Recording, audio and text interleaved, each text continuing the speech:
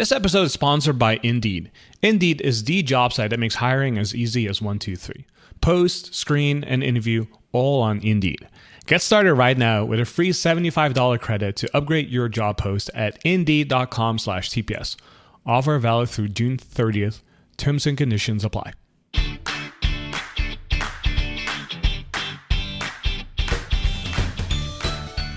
Welcome to the Productivity Show, a podcast by Asian Efficiency to help you maximize your productivity so you can get everything done without having to sacrifice your health, family, and things that matter to you. We've helped tens of thousands of people save time, be happier, and become more productive. Now, we all have these things in our lives, what we call time squanders. Those 5 to 10 minute minutia little tasks that take up a lot of time throughout the rest of the day. And when you do them multiple times throughout the day, you end up wasting potentially 1 or 2 hours a day that you can get back and free up maybe 5 to 10 hours a week, right? Imagine what you can do with an extra 5 to 10 hours a week. And the perfect example of this is whenever you're losing files, notes, or photos and you can't find them, you often end up wasting 5 to 10 minutes every single time you're searching for something, right? Or when you're scanning for a particular email attachment in your email inbox and you get distracted and you lose sight of what you were trying to focus on, right? Imagine doing that 5 to 10 times a day and you end up wasting a lot of time. Well, in this episode, we're going to show you how you can organize your files, notes, and photos in such a way so that you don't have any of these time squanders ever again. Well, in this episode, we're going to share with you an easy way to get started with organizing your files, notes, and photos so you can find anything you would ever need within seconds instead of wasting 5 to 10 minutes here and there. And if you do this, you can win back a lot of free time. So if you're interested in that, you want to definitely listen to today's episode. You can find links to everything that we share in the show notes by going to theproductivityshow.com/351. And now, on with the show.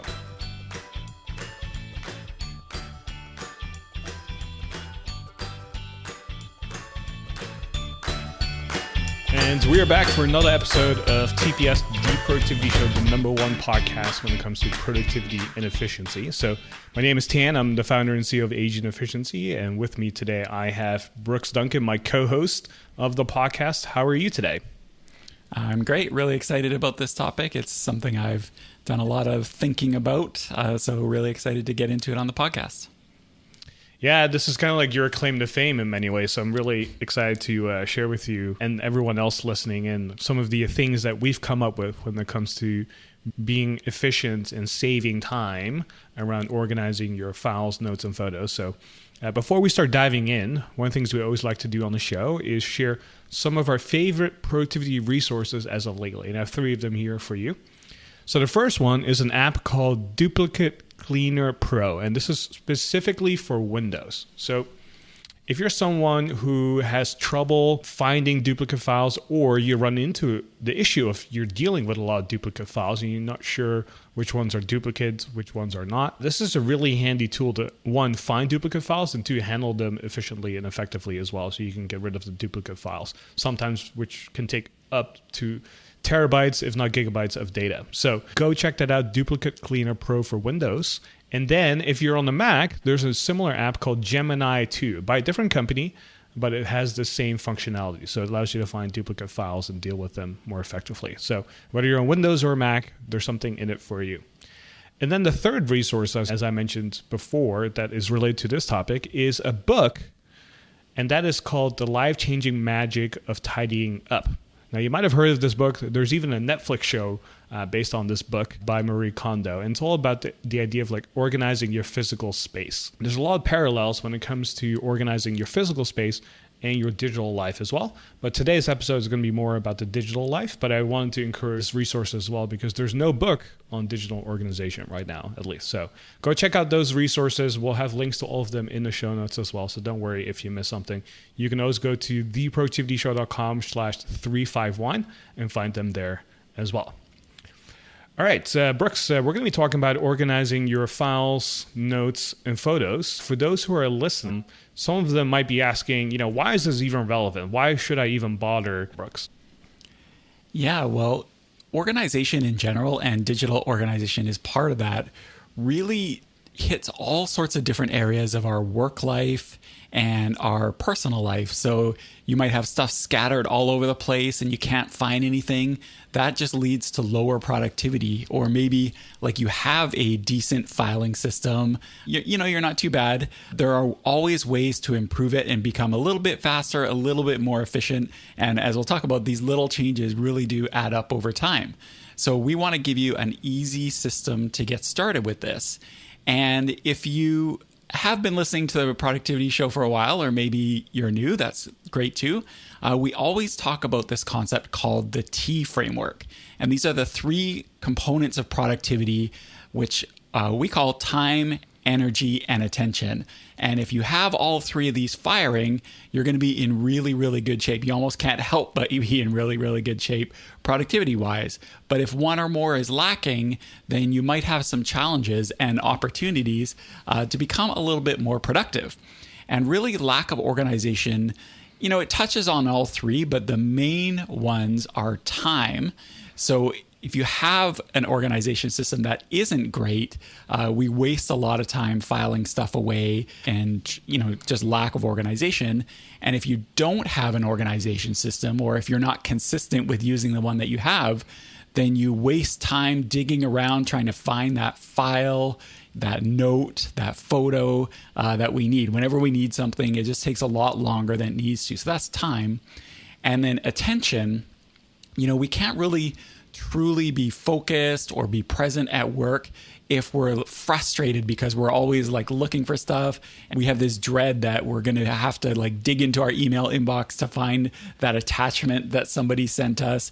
And we've talked to many of our readers and podcast listeners over the time who just say it really puts them off their game by having this lack of organization. So it kind of hits both parts, time and attention. And if you can improve those, which we're going to be talking about today, you're really setting yourself up for success. Yeah, the analogy I always like to give people when it comes to organization like this is, I know everyone has the experience of a really cluttered home, right? If your home is a huge mess, there's clothes everywhere, there's dishes in the sink that are unwashed and still dirty, there's stuff out of place, your desk has papers and notes all over the place. It makes it really difficult to focus, and it feels like a little bit of a drag on your attention, but also you're wasting a lot of time because you oftentimes can't find stuff immediately, and it's really frustrating as well, and it can sometimes drain your energy even at the same time.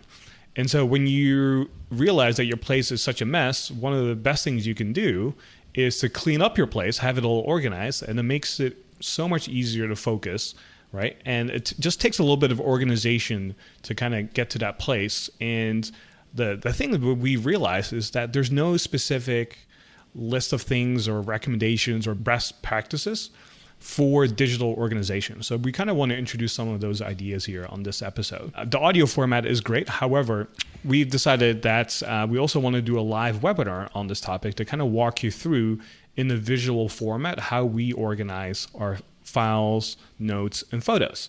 So if you're interested in joining us, you can go to theproductivityshow.com/organize, and we're going to have a link here in the show notes as well, so you can click on it.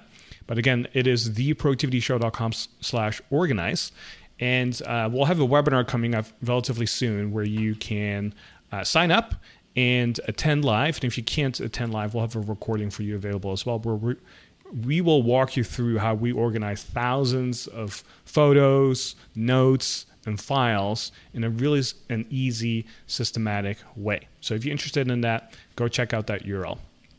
And next week's episode is all about how to win back 1.5 hours a day. And it's going to be related to today's topic as well, which is about digital organization. So you definitely don't want to miss out on that as well, because I think, Brooks, you and I, we both know this inherently, but I think a lot of people, what they don't understand and oftentimes don't realize is when they're at work, they're dealing with a lot of email attachments, they're dealing with a lot of files, they're dealing with a lot of meeting notes, and it's really frustrating and time-consuming sometimes to try to find all sorts of different things, but you don't either find them, or it takes a while before you find that specific photo or image or illustration that you need.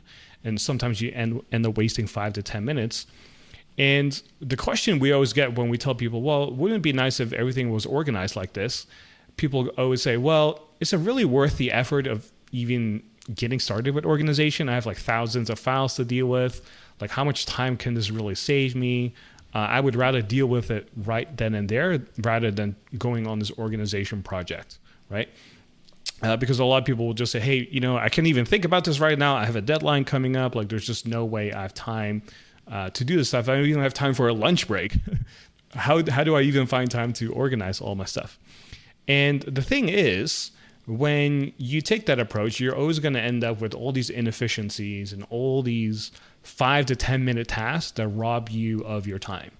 And we call these time squanders. So a time squander is like a 5 to 10 minute task that is totally pointless and useless that you can oftentimes eliminate and is oftentimes very inefficient. So an example of this is all of us have been part of big email chains, right? Where we have like 20 people on the email thread and we're sharing files and documents and there's like a version 17 of a presentation somewhere.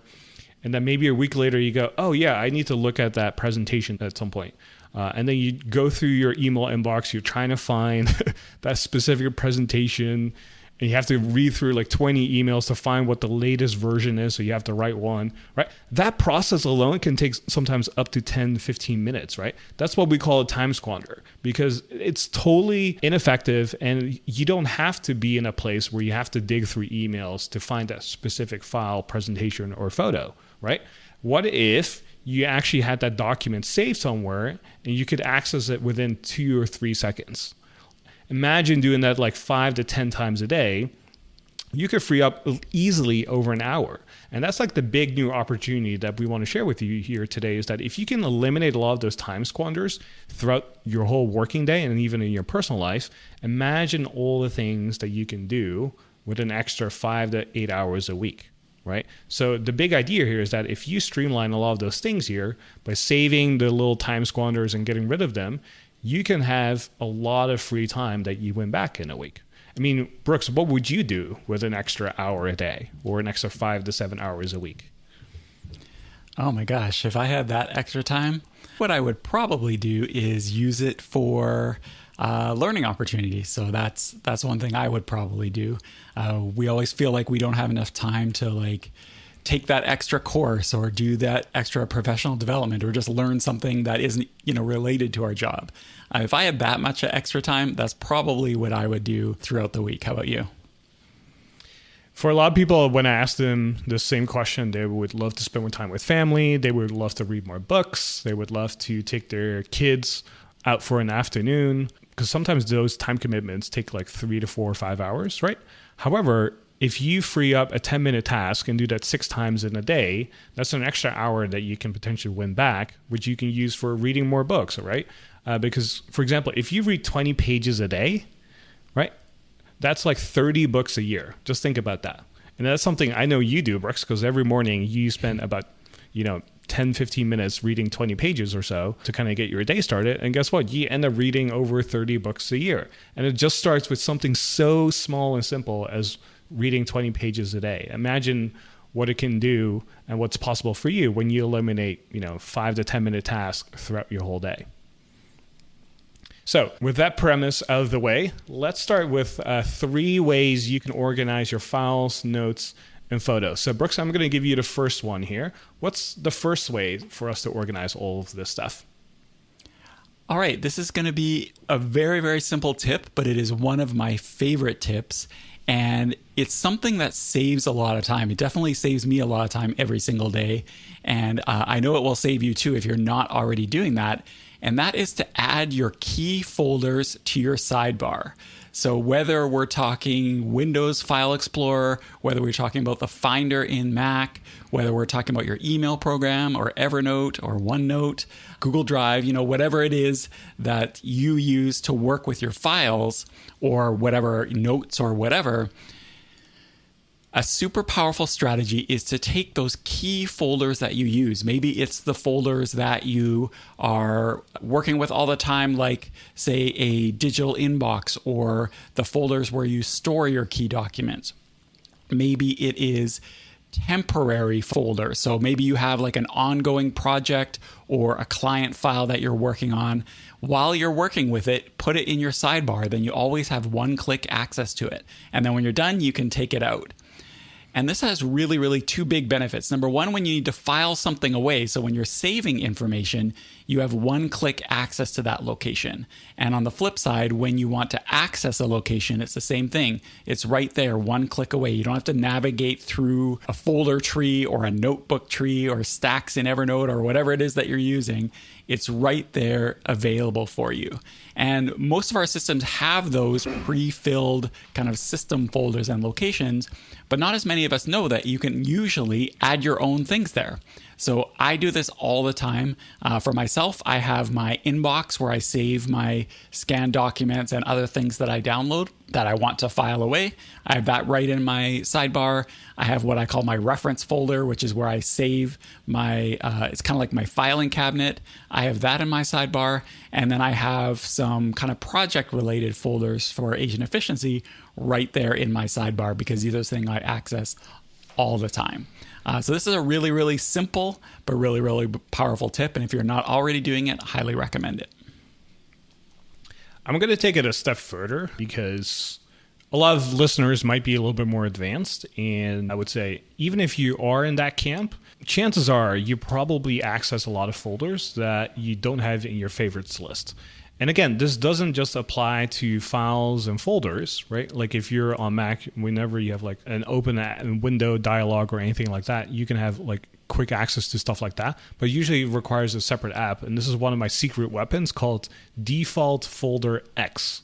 So if you're on the Mac, go check this out. It's actually part of SetApp nowadays too. And it allows you to quickly save to a recently accessed folder. So it doesn't just have to be part of your favorites list.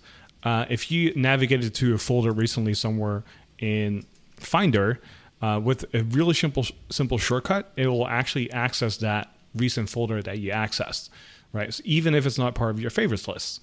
And so this is something that I use all the time because, for example, I'll deal with blog posts a lot because I'm writing a lot of them. And then if I need to save like an image or something somewhere that I found on the internet, then typically in the past, I would have to like click around, right, in order to get to the right folder where the blog post is hosted. However, with Default Folder X, I can press like one quick short key and it will automatically go to the most recent folder that I've visited. And it will actually memorize the last 5 or so that you've been to, so you can quickly navigate back and forth to the ones you visited. So it's one of those little things, but it saves you so much time in a day. And I probably save like 30 to 40 minutes every single day just with this little utility. And so even if you're in the advanced camp, one, use the favorites feature, right? And you can apply this in every single app. It does not apply just to Windows or Mac specific things. For example, in Evernote, you can have your favorites notes as a simple example, right? I use this all the time for my morning routine so I can kind of quickly access it and see what I need to do. I use this for my weekly planning. Every Sunday when I review my week, I have like a checklist of things that I go through and I quickly access it by clicking on it in the favorites section as well. And so any app that you use, look at its favorite options if it has one, and then put stuff in there. And it takes about maybe, 2 minutes to do right now, but it can save you so much time down the line. Again, it's one of those time squanders that we don't consider, but once you see it and you start using it, you go, oh my gosh, I can't believe I didn't do this earlier. I'm a big fan of Default Folder X too, so I'm so glad you mentioned it. I know there's a kind of Windows almost equivalent called Recent X, but if you're a Mac user, really recommend checking it out. It's one of those things that I keep expecting to break every time there's a Mac OS upgrade, because it seems like the sort of thing that would break, but somehow they do a good job keeping current. And that's another app that I use all day, every day. All right, so that is tip number 1. Before we move on to tip number 2 here, I want to give a special shout out to all of our TPS Plus subscribers. So this is the upgraded version of the Productivity Show. where you get episodes ad-free and a week early. Plus, you get access to bonus audio courses that we have for members only, along with a bunch of other benefits. And if you become a subscriber today, you also get a t-shirt from us that says one tweak a week, which is the whole idea of like small changes lead to big results. Kind of like how today's topic is relevant, right? If you can make small changes to how you manage your files, notes, and photos, it can lead to big results, meaning 5 to 8 hours of free time, potentially winning that back, right? So if you love our show and you want to support it, or you want to get extra bonus content from us, go check it out at theproductivityshow.com/plus. And thanks everyone who has already subscribed and is a member right now. Thanks to Indeed for sponsoring the Productivity Show. I have hired lots of people over the years, and I have found that hiring the right people can give you a huge edge. If you hire people, you can find that edge and leverage it with Indeed. Indeed is the job site that makes hiring as easy as 1, 2, 3. Post, screen, and interview all on Indeed. Get your quality shortlist of candidates whose resumes on Indeed match your job description faster, only pay for the candidates that meet must-have qualifications, and schedule and complete video interviews in your Indeed dashboard. Indeed makes connecting with and hiring the right talent fast and easy. Indeed has tools like Instant Match, which gives you quality candidates whose resume on Indeed fits your job description immediately. There's also Indeed skills tests that on average reduce hiring time by 27%. You can choose from more than 130 skill tests or add your own. Then add must-have requirements so you only pay for applications that meet them. According to Talent Nest, Indeed delivers 4 times more hires than all other job sites combined. If you're hiring, you need Indeed. So get started right now with a free $75 sponsored job credit to upgrade your job post at Indeed.com/TPS. Indeed.com/TPS. Offer valid through June 30th. Terms and conditions apply.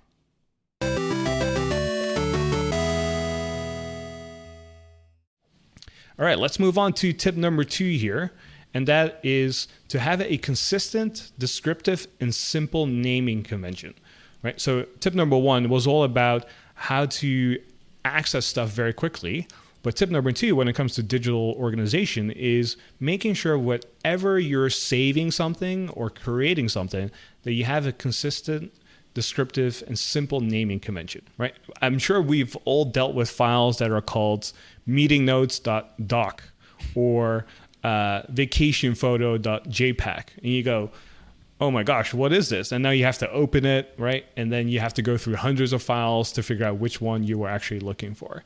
And oftentimes we can't even find stuff because if we're trying to search for something and it doesn't have a descriptive name, we can't even find the things that we're looking for, right?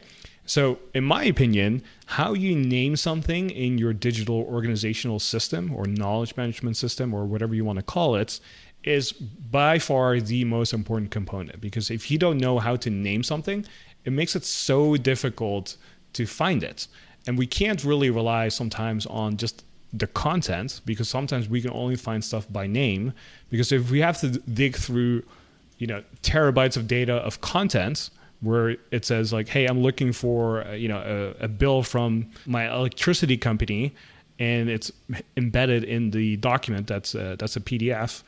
Imagine you're having like thousands of PDFs on your computer. It could take like sometimes, an hour to find that stuff, depending how many files you have, right?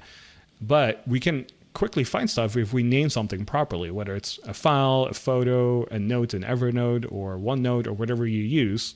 And I know, Brooks, you're a big believer of naming something. And you were the one who actually, is a big proponent of like teaching people even way before Asian Efficiency and joining the team about like how to name something. So could you kind of like give your philosophy here? Really, I totally agree with what you said. The having a name really is the biggest part of organization, because it just lets you find things later. It kind of like covers up a lot of sins with the rest of your system. Like the better you name something, the more likely it is that you're going to be able to find it later, no matter where it is in your organization system, no matter how lazy you get with the rest of the filing and stuff like that. the better you do at naming something, the more likely you are to actually be able to find it again. And that's why we are doing all this, right? We're doing the work to organize things, not just because, for some OCD reason, because we like things neatly organized. We're doing this so that we are able to get to the things we need later. This is something that a lot of people don't really think about, is the goal for what we're doing here. And everything has to be put through the lens of being able to find this stuff later. Otherwise, why bother? And really, my thinking for this actually began many, many years ago. I was at the very first Evernote conference back in 2011, and Brett Kelly, who I think has maybe been on the podcast before, he's a friend of yours, Tan, I know, a friend of mine, and he was doing his very first public speaking, and he said when he was talking about naming Evernote notes, but this applies to anything. What he said, which has stuck with me ever since 2011, is you want to think of your future you. You want to think about when you're saving something, how are you going to look for this later? What are some words that pop into your mind now that you would look for this later, and have those in the name of your file, your document, your Evernote note, your OneNote note, your photo, like whatever it is that you're saving with.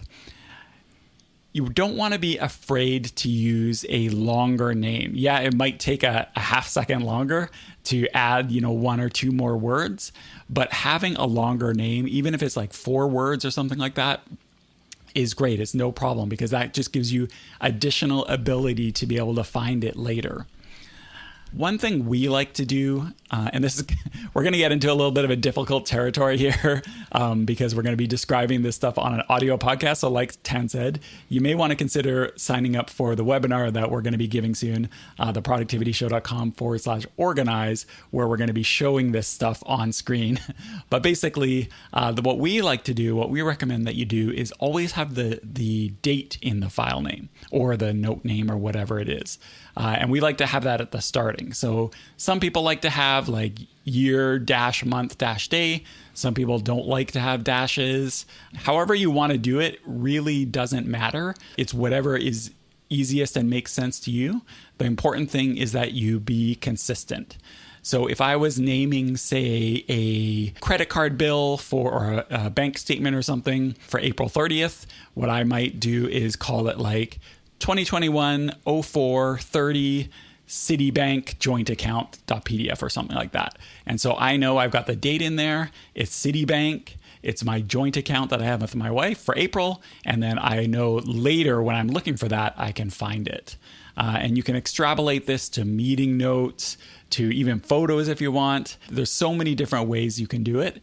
But the key is to, first of all, have the date in there if possible. And second of all, be as descriptive as possible. Always thinking, as we said, how are you going to look for this later? Yeah, I would always recommend the more descriptive you are, the better, because there's very little downside to be very brief, if that makes sense, right? So like Phil, as an example here in the live chat, is saying, one of the things he wishes he had done is a lot of times when it comes to naming something with using the years, he would use the last 2 digits, like 07 as an example, right? Or 17, which would be 2007 or 2017. But it can make things a little bit more difficult sometimes to find something, especially if you later decide to change it to being 4 digits or something like that, right? And so I would always recommend using old digits if possible. So YYYY, MMDD, right? So 4-digit number for a year, 2-digit for a month, 2-digit for a day. And so that way you keep it really consistent. And no matter if you're in the United States or in Europe or whatever date format you use, if you know it's always starting with a year, you avoid any sort of confusion, right? And then anyone who's lived in the United States or came from Europe or moved between those 2 continents and other parts of the world knows, like, it's always weird when you're looking at dates sometimes because you're not sure if this is a month or a day, right? And what order something is presented. When it comes to naming something, the approach I would actually take is the extra 2 seconds it takes to name something can save you minutes or hours in the future. So to give an example, it might take an extra 3 seconds to name that Citibank joint account that you have, right, Brooks? But in order for you to find it in the future, you would avoid minutes, if not multiple hours, of clicking through PDFs opening them, scanning them, seeing if this is the right one. If it's not, closing it, and then moving on to the next one. Right? And you can do this for hundreds of files and go, oh my gosh, I'm looking for this one specific thing for my tax account or reporting or something else. And you go, oh my gosh, I can't find it. What do I do now? And you have to go through like hundreds of files, and it can be really frustrating and really draining. And anytime a task like that comes up, you can avoid it and say, you know what, I'm going to procrastinate on it because it's probably going to take a while before I actually find it, right? So those extra 2 or 3 seconds of investing in the name can save you so much time down the line. And so if you just know how to name something, it makes it so much easier to find stuff in the future. And I like the idea that you proposed there too by Brett, which is think about your future self. If you had to find this in the future, what would you type to find this? And my personal recommendation is always to use a minimum of 4 keywords. So like it could be a year, it could be a name, a noun, or something descriptive. Even when it comes to like photos, you could be like, this could be Tan, and this could be Tan and Mom, and Tan and Nam and Keem, which are my 2 brothers, or Tan and Keem, or Tan and Nam. And so you have all these different variations, but at least now you can quickly find photos. And so if I'm looking for a photo with me plus my 2 brothers, I can quickly find it. Also, but if I need to find like a photo of just me and one of my other brothers, I can find that as well, right? So the naming makes such a big difference. And so the approach that most people have, the analogy I like to give there is they think like a firefighter. So they'll name whatever comes to mind. They're thinking about the present. They're dealing with it right now. It's really pressing. It's urgent. Just trying to get it, out of the way and get it over with, right? And just deal with it as if you have to like fight for your life and move on to the next big thing now. However, I like to think of it as being a chess player. So you want to actually think 1 or 2 steps ahead and anticipate what might happen in the future and then make that move. And in this case, how you would think 1 or 2 steps ahead is, how would you name this? How would you search for this in the future? Or if I needed this in the future, what would I do or type or search for in order to find or access this document? And once you think about that, that's how you would name something, right? And so you want to think like a chess player and essentially think 1 or 2 steps ahead, so you're helping yourself in the future not be dreadful and wasting time and have another time squander on your hand where you're like wasting 5 to 10 minutes finding something that could have been accessed in 1 or 2 seconds. Jeanette in the chat gives a great example. We talked about description, but sometimes you can put other things in there that you find are helpful. Some people I know put, like, if they're filing away invoices, they put the amount of the invoice in the file name. I don't personally do that, but I know people do. And Jeanette is saying that she works with a lot of documents that have, and it's the most important thing about that document other than who it's for, is the expiration date. So she also adds those to the name so that she doesn't even have to open the document to see it. And this is exactly what I'm talking about. Your name has to be something that serves you and that serves what it is that you're trying to do. So that's a great tip for customizing the date to work for you. Yeah, and if you're wondering, okay, what's a good practice or best practice for naming something, we have that covered on the webinar. So again, it's much easier to explain and teach and show you on a visual format and platform rather than audio. So if you want to learn our naming system and our naming convention that we use at Agent Efficiency and in our personal life, go register for the webinar and we'll send you, and we're going to show you how we do it. So again, it's theproductivityshow.com/organize. So again, that is tip number 2, right? Have a consistent, descriptive, and simple naming convention. All right, let's move on to tip number 3 here, and that is to create an easy organization system. So where we think most people fail at this is that they're never being taught how to organize digital information. The foundation or template or fundamentals are not there, and so it makes it really easy for us to kind of like get messy, screw up, put stuff all over the place, and make sure that we actually never pay attention to it. Right? So no one has taught us how to manage an email inbox. No one has taught us how to manage thousands of files and notes and photos, right? And because we have no foundation or structure, more importantly, in place, it allows us to be really messy, and we have to rely on brute force and kind of finding stuff by random in order to get the things that we need, right? And so the analogy I like to give here is everyone has a home, right? And you have a kitchen, you have a bedroom, you have a bathroom, right? And there's certain things that belong in certain rooms. If you had a knife, right, you wouldn't put that in your bedroom, right? Unless you wanted to protect yourself or something, right? But you also wouldn't use it in the bathroom, right? Same thing, if you had a bath towel, you wouldn't put it in your kitchen area. Even though you're storing it, it's not really in the right place. And if you needed it, it's not quickly accessible, right? When you think about your home, there's like certain rooms have like a certain theme or a certain structure where certain things belong, right? Just like your keys belong in a certain area. And whenever you're searching for your keys, you know where they are because they have a home. Like everything has a home. That's a big concept that we have in our system. And so a lot of people don't know what that home is for their system, right? And because there's no system in place, it gets lost. And so Brooks is one of the geniuses behind all of this because he essentially created what we call an easy organization system, EOS, and we call internally like the AAA method because it classifies how you would categorize something. So Brooks, can you explain to people how it works and how you discovered this? I've done a lot of thinking about why it is that most organization projects fail. And like you said, it's because a lot of times people just start doing it. They don't really give too much thought about everything that needs to happen.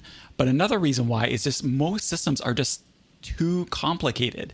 We call it easy organization system for a reason, is because people, maybe they read about it online or whatever, and they, spend way too much time overthinking this stuff. And they come up with these really elaborate filing systems and these really complicated systems that, first of all, they take too much work. They seem good at first, but over time, it just becomes a hassle to remember where to save things, or maybe it's like a hassle trying to dig through their folders or albums or notebooks to find what it is that they need. And it's because their system is just too complicated. And so really what I've tried to do and we've tried to do is think to ourselves, what is a simple system that, first of all, has worked really well for us, but second of all, allows us to be really, really focused on what we need to focus on and when we need to focus on, but everything else is still really easy and really accessible. And so that's why we came up with the AAA method. And this is something that people in the live stream chat have been asking about. So I hope you're very happy to finally discuss the AAA method. And really, what we've found is you want to segregate your files, your notes, and your photos into kind of like 3 top-level organizations. And so that's where the AAA comes in. The first one is active, so A, active. And this is anything you're currently working on. So it could be a work project, but it doesn't have to be. It could also be like a kid's sports season, stuff related to that. It could be a relationship you're developing with somebody. It could be a course you're taking. It could be anything. It's something that right now you want to be focused on. That is your active session. The next thing is what we call assets. So that's the second A of the AAA, assets. And these are things you want to have handy to refer to, but you're not like currently working on or working with. So it could be maybe reading materials. It could be your someday maybe stuff in a GTD parlance. It could be like photos you want to have stored away. It could be menus. It could be reference material. It could be your paperless documents that are scanned.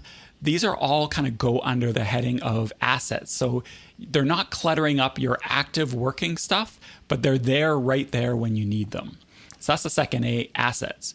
And then the third A is the archive. So these are things that you don't need, but you want to keep stored just in case you need to access it in the future. So these are kind of like the opposite of the active. These are the inactive. So when you're done with that client project, when you're done with your kid's sports season, but you don't want to like delete the stuff, you want to keep it for whatever reason.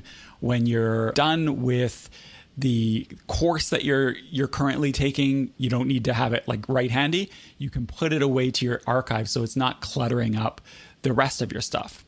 And the great thing about having a really simple, easy system like this is it is totally platform independent. So you can use it on Mac, you can use it on Windows, you can use it on mobile, you can use it with files on your computer, you can use it in Google Drive, Dropbox, Evernote, task managers. If you wanted to, you could use it in your email program. Really, anything that you want to apply organization to, you can set up a simple system like this. And again, we keep saying this, but it's true. This is an audio podcast.